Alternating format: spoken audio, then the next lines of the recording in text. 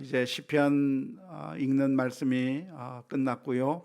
내일부터는 우리가 잠언서의 말씀을 읽게 되겠습니다. 그래서 이번 주간에 잠언서의 말씀 참 생각을 깊게 하게 만들고 깨달음을 주는 그런 고귀한 말씀들로 가득 차 있는 성경책이 바로 잠언서의 말씀인데, 이 잠언서의 말씀을 읽으면서 우리에게 영적인 지혜, 영적인 그런 깨달음들이 우리 성도님들 삶 가운데 많이 넘쳐날 수 있기를 바랍니다. 잠언이라고 하는 이 말씀은 잠언으로 구성된 말씀이죠.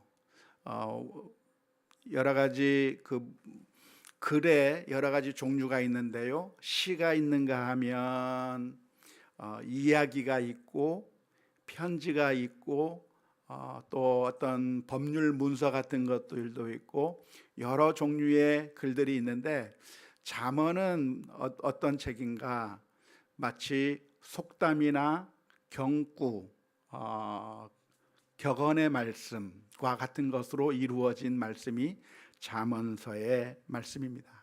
이 잠언서가 가지고 있는 특징은 아주 우리들에게 유익한 것이라고 할 수가 있겠는데요. 짧은 그 말씀들을 모아놓은 것이 잠언인데, 이 짧은 말씀들이 길이는 짧지만 그 우리들에게 주는 그 영향력은 굉장히 깊고 우리들의 마음속 깊은 곳에 새겨지게 만드는 그런 효과가 있습니다. 자고로 길면 별로 효과가 없어요. 그래서 짧으면 짧을수록 우리에게 기억에 남게 되고, 그리고 우리들의 마음속에 각인이 아주 잘 되어 있는 그런 말씀이 짧은 경구의 말씀이라고 할 수가 있겠는데요. 예를 들어서 어렸을 때부터 습관을 잘 들여야, 그래야 그 습관을 잘 기르고 바른 삶을 잘 교육을 잘 시켜야, 그래야 그 사람이 어렸을 때 배운 그것이 늙어서도 그 평생에 그 사람의 길을 바르게 인도할 것이다 라고 이렇게 길게 설명하는 것보다 속담 한마디, 경구 한마디를 던지는 게 훨씬 더 우리들의 마음 가운데 와 닿는 것이죠. 무슨 말이 있습니까? 바늘도둑이 소도둑 된다, 그런 얘기를 한번 던져 놓으면 그렇구나, 어렸을 때 바늘도둑을 하게 되면 결국에는 커서 소도둑이 될 수 있겠구나, 어렸을 때부터 정말 바른 삶을 살아야 되고 어렸을 때부터 참 제대로 잘 사는 삶을 훈련시키는 것이 그 사람의 평생을 좌우하는 것이고 그 사람의 평생의 길을 인도한다고 하는 그런 교훈을 주기에 아주 충분한 것입니다. 그래서 우리가 쓰는 여러 가지 표현들 가운데 이 잠언, 격언, 이런 표현들은 정말 우리들에게 가슴 속에 깊이 박히게 되는 그런 표현들이 바로 이런 격언의 말씀, 잠언의 말씀이라고 하겠습니다. 그래서 우리가 이 잠언서의 말씀을 읽을 때 그 한 구절 한 구절이 우리들에게 많은 유익을 주고, 그 말씀을 깊이 묵상할 때 우리들의 삶이 정말 옳은 길로 갈 수 있게끔 만들어주는 아주 좋은 말씀이 잠언서의 말씀이라고 하겠습니다. 잠언서가 이렇게 한 달에 한 장씩만 읽어도 한 달에 하루에 한 장씩만 읽으면 1년에 12번 읽어가면서 잠언서를 읽을 수 있기 때문에, 어떤 분들은 이 잠언서를 매일매일 한 장씩 읽어나가면서 1일에는 1장, 2일에는 2장, 3일에는 3장 그렇게 읽어가면서 잠언서를 늘 가까이 하면서 묵상하시는 분들이 있는데, 이 잠언서의 말씀 우리 어른들이나 우리 자녀들이나 가까이 하면서 하나님의 말씀을 잘 기억하면 좋을 것이라고 믿습니다. 아무튼 이번 한 주간 동안에는 우리가 잠언서의 말씀을 읽게 되었는데요. 그런데 이 잠언서의 말씀을 읽는 가운데 난점이 존재합니다. 어려운 점이 존재하는 것이죠. 어떤 것이 어려운 점입니까? 그것은 이 짧은 표현의 격언 같은 것들은 그 배경이나 문화 이런 것들을 우리가 잘 이해할 때 비로소 이해하기가 쉽습니다. 자라보고 놀란 가슴, 소뚜껑 보고 놀란다라고 했을 때 이거 우리 한국 사람들은 다 이해하겠지만 소뚜껑을 잘 모르는 외국인들에게 이런 말을 하면 그 말이 제대로 잘 이해가 되지 않는 것과 마찬가지로 잠언서에 있는 이 표현의 말씀들이 이스라엘의 문화와 관습 이런 것들에 우리가 익숙해져 있지 않으면 도대체 이게 무슨 말씀인지 잘 이해하기 어려운 그런 어려운 점이 있습니다. 예를 들어서 머리에 숯불을 쌓아 올리는 것과 같다라고 하는 표현이 잠언서에 나오는데요. 도대체 이게 무슨 말인지, 원수에게 오히려 사랑을 베풀고 원수에게 선하게 베풀게 되면 그러면 그 사람의 머리에 숯불을 쌓아 올리는 것과 같다고 하는 이 표현, 아마 유대인들 아주 오래전에 살던 사람들은 그 말의 의미를 잘 알았겠지만 오늘날에는 과연 그 말씀이 무슨 뜻인지 우리가 이해하기는 굉장히 어려운 것이 있습니다. 그래서 성경을 공부하면서 당시의 문화나 이런 역사적인 배경 이런 것들을 잘 공부하게 될 때 이 잠언서의 말씀을 잘 이해할 수 있지 않겠나 생각이 듭니다. 특별히 우리가 잠언서의 말씀을 묵상하는 가운데 이 잠언서의 특징, 잠언서의 성격을 조금 이해할 필요가 있습니다. 성경에 나오는 그 말씀들을 우리가 다 똑같이 생각하면 해석하는데 문제가 생깁니다.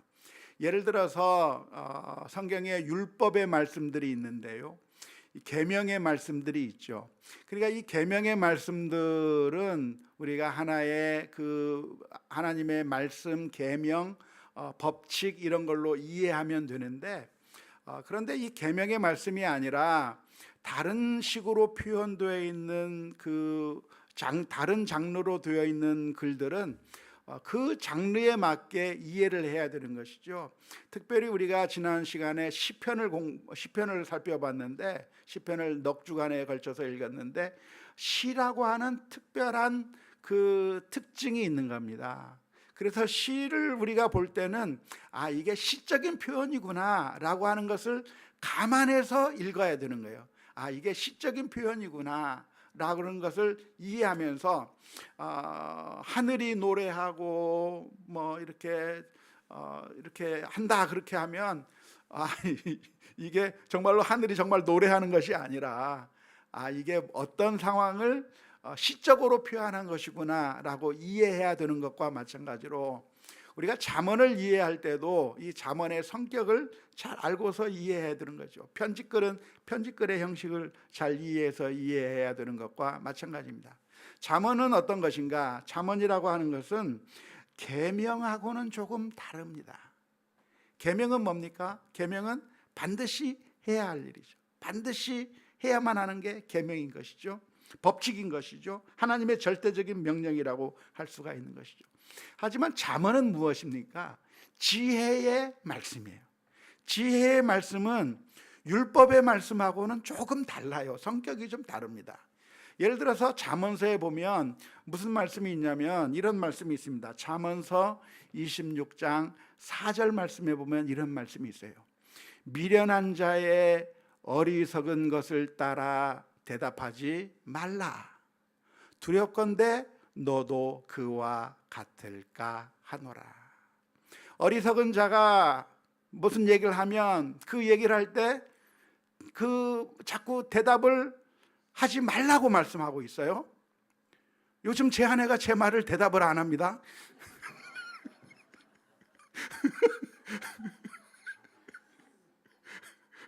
이게 무슨 뜻인지 상당히 헷갈리고 있습니다. 그런데 바로 그 뒤에 말씀인 잠언서 26장 5절 말씀에 보면 이런 말씀이 있습니다. 미련한 자에게는 그의 어리석음을 따라 대답하라. 두렵건대 그가 스스로 지혜롭게 여길까 하노라. 미련한 자에게는 그 미련한 자가 어리석은 말을 하면 대답하지 않을 게 아니라 대답해라 라고 하는 말이 잠언서 26장 5절 말씀에 있는 것이죠. 26장 4절과 5절 바로 앞뒤에서 미련한 자가 말을 하면 그 말에 따라서 대답을 하지 말라고 4절에 돼 있고, 그 대답을 하라고 하는 말이 5절에 있는데, 대답을 해야 됩니까? 하지 말아야 됩니까? 예? 이게 성경이 모순인가요? 왜 이런 이렇게 정반대의 말이 기록되어 있는 이유가 무엇입니까? 그것은 이 잠언의 말씀이 율법이 아니기 때문에 그래요. 계명이 아니기 때문에 그래요. 계명은 예를 들어서 도둑질하지 말라 그러면 도둑질하지 않아야 되는 겁니다. 하지만 잠언의 말씀은 무엇인가? 잠언의 말씀은 상황에 따라 이럴 수도 있고 이런 상황에서는 저럴 수도 있는 거예요. 그러니까 이 잠언서의 말씀을 읽으면서 이런 상황에서는 이렇게 적용할 수도 있고 저런 상황 가운데서는 저렇게 할 수도 있는 겁니다. 그래서 그 상황을 잘 기억하면서 대답을 해야 할 때도 있고 대답을 하지 않아야 할 때도 있는 거예요. 그래서 대답을 안 하는 게 저를 무시하는 건 아니겠죠? 그렇게 생각하고 싶습니다.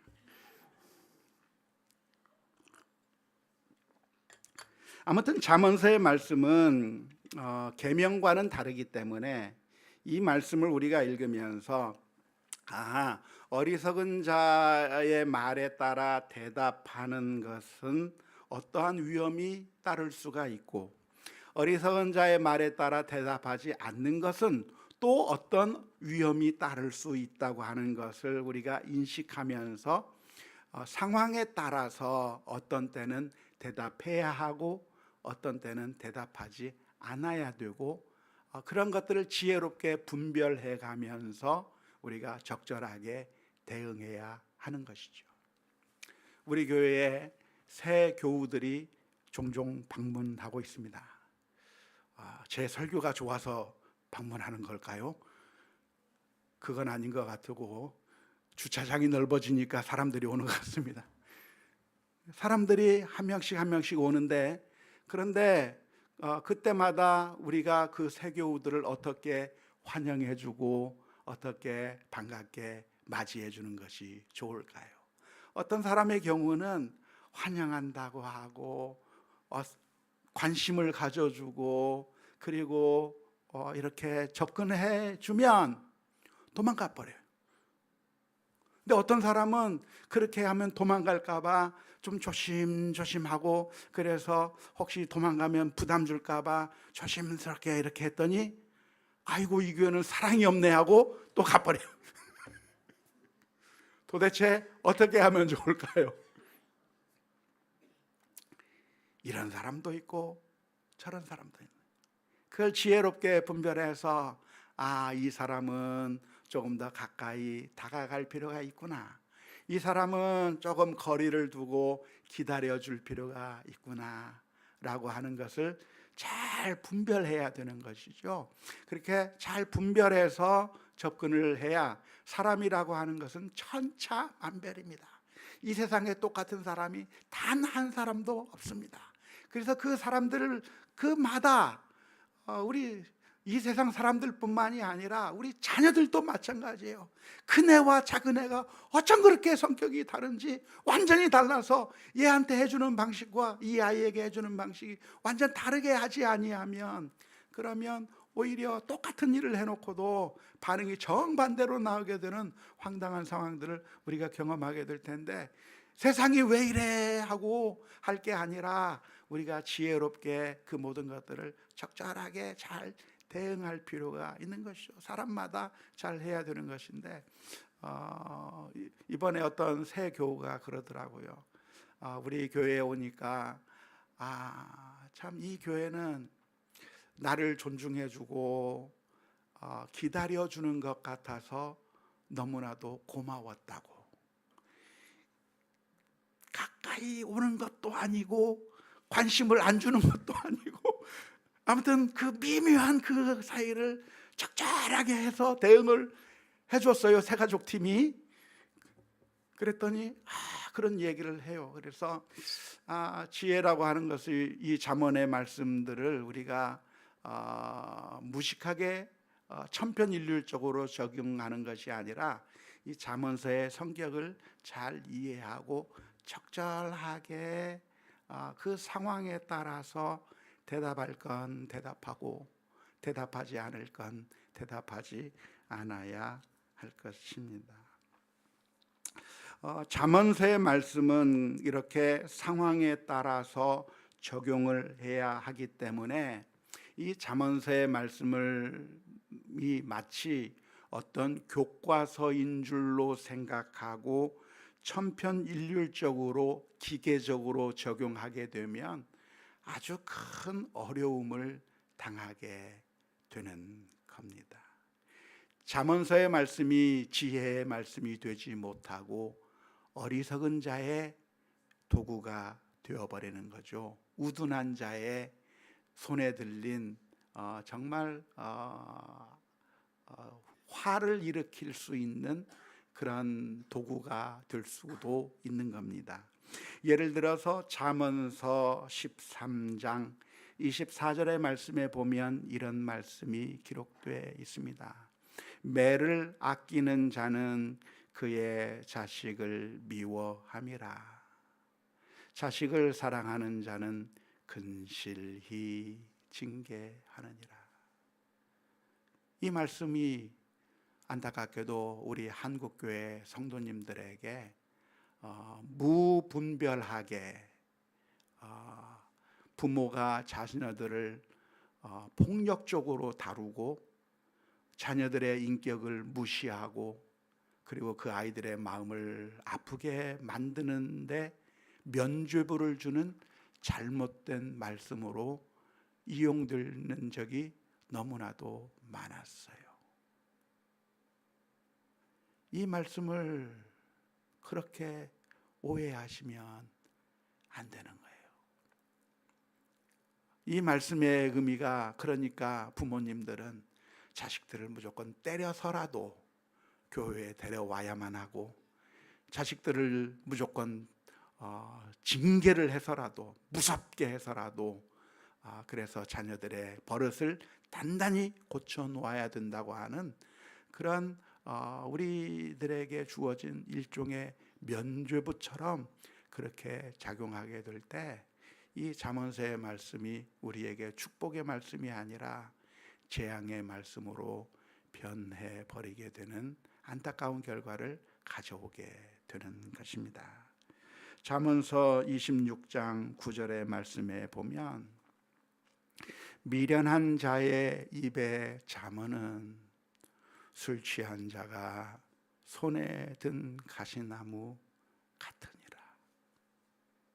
잠언을 들었는데, 잠언의 말씀을 사용하고 있는데 미련하게 적용하고 미련하게 이것을 분별하지 못하고, 사람마다 다 다르고 모든 상황이 다 다른데 그 사람에 대해서 분석해 보지 못하고 접근해 보지 못하고 정말 이 사람이 어떤 종류의 사람인가, 우리 자녀가 어떤 사람인가를 제대로 분석하지 못한 채 그냥 잠언서의 말씀을 듣고서 그냥 천편일률적으로 기계적으로 접근해 버리면 그 잠언의 말씀이 복된 말씀이 아니라 술 취한 자가 가시나무를 들고 난동을 부리는 것 같은 똑같은 결과를 가져온다고 하는 사실을 우리가 기억하면서 하나님의 말씀을, 특별히 잠언서의 말씀이 우리들에게 많은 유익을 주기는 하지만 이 유익의 말씀이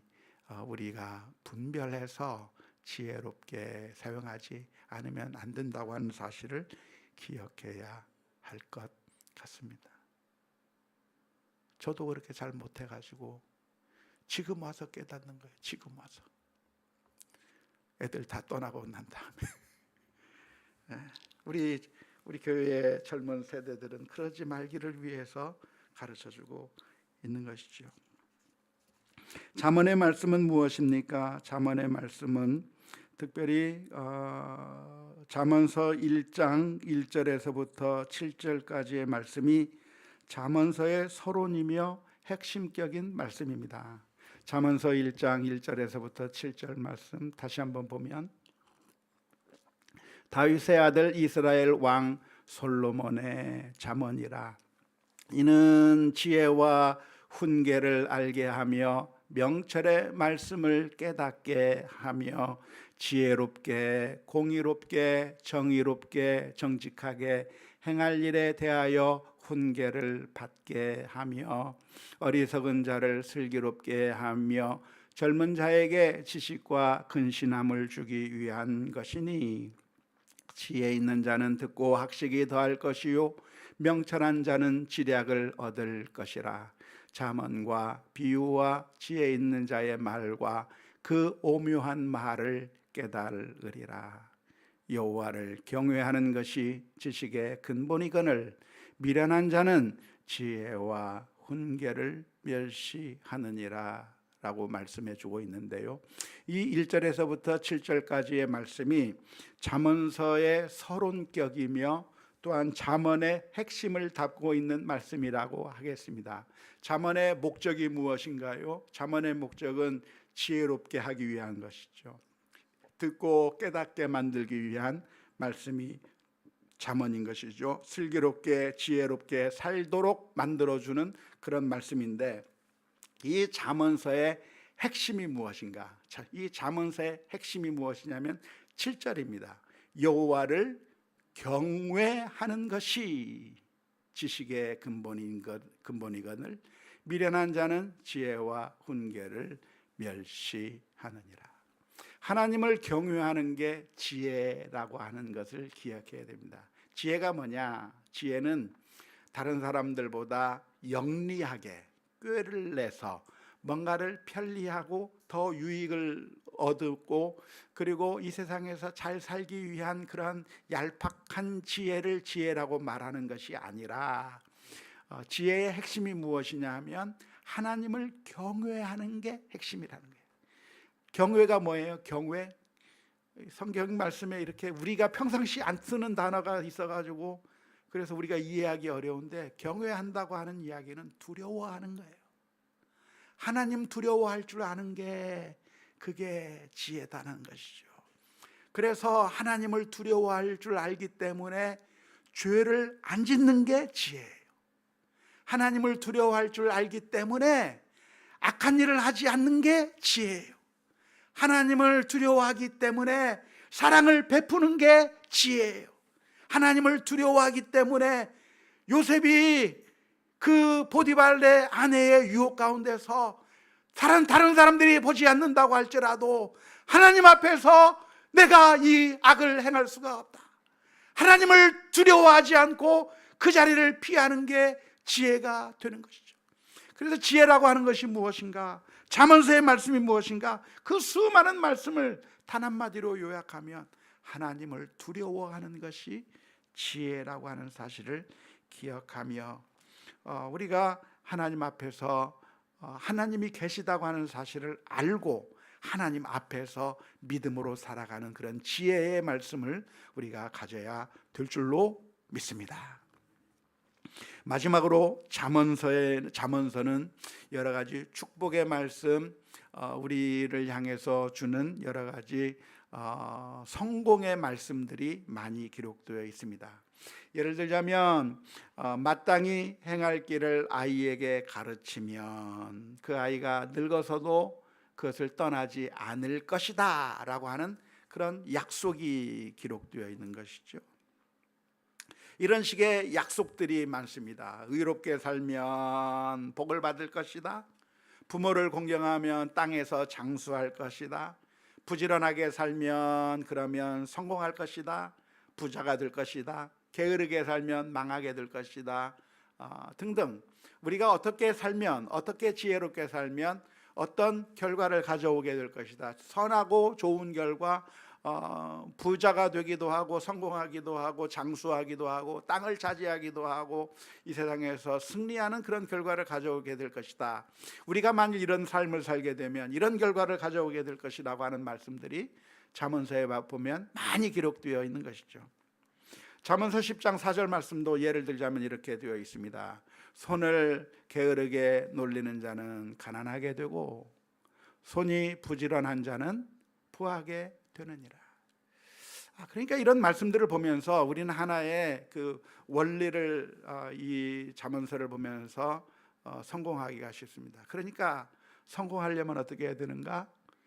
부지런해야 된다.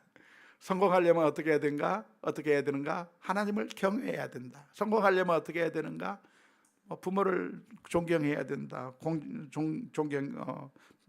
존중해야 된다. 의의 길을 걸어가야 된다. 이런 일종의 도식을 우리가 이끌어내고 그 도식을 설교하기도 하고 그 도식을 자꾸만 이야기하는 경우가 있습니다. 하지만 잠언서에 나오는 이 축복의 말씀들, 약속의 말씀들은 하나의 공식이라고 생각하시면 안 돼요. 우리는 늘 이과적인 성격이, 그런 특성이 많아서 공식을 너무나도 좋아하죠. 1 더하기 1은 2, 2 더하기 2는 4, 이렇게 숫자로 대입하면 숫자로 정확한 답이 나오는 것을 우리는 좋아하는 그런 성격들이 있습니다. 그래서 성경을 보면서도 어떻게 하면 우리가 이 땅에서 장수할 것인가? 장수의 비결이 뭐예요? 부모에게 효도하는 거. 그렇게 자꾸 도식을, 뭔가 공식을 성경에서 추출해 내려고 하는 그런 경향들이 있는데, 잠언서에서 말씀하고 있는 이런 말씀들이 사실은 그런 공식, 도식을 우리들에게 이야기해 주는 것은 아닙니다. 실제 우리들의 삶 가운데서 어떤 것들을 많이 봅니까? 정반대의 경우가 더 많아요.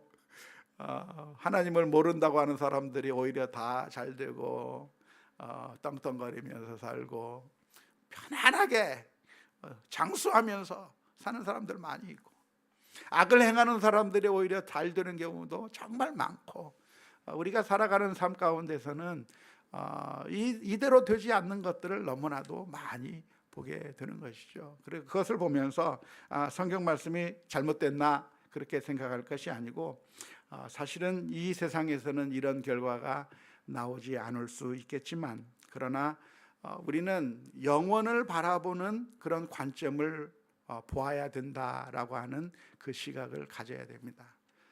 비록 이 세상에서 의인이 고난을 받을 수가 있겠고, 수고하고 애썼지만 아무런 결과를 얻지 못할 수도 있겠고, 정말 내가 신실하게 살았지만 아무도 인정해 주지 않을 수도 있겠고, 이 세상에서는 그냥 모든 것들이 다 수포로 돌아가는 것처럼 보일 수 있을 것입니다. 하지만 이 말씀을 읽으면서 우리가 이 축복의 말씀들, 약속의 말씀들을 보면서 우리가 바라보아야 하는 것은 이 세상에서 이루어질 것이다라고 하는 것을 넘어서서 결국 우리가 하나님 앞에 사는 것이 영원한 복이며, 결국 하나님 앞에 우리가 가게 될 때 하나님께서 우리의 눈에서 눈물을 닦아주시고 우리에게 잘했다, 충성했다, 충성된 종이다 라고 칭찬해 주시는 그 하나님을 바라보는 그 영원의 관점을 바라보며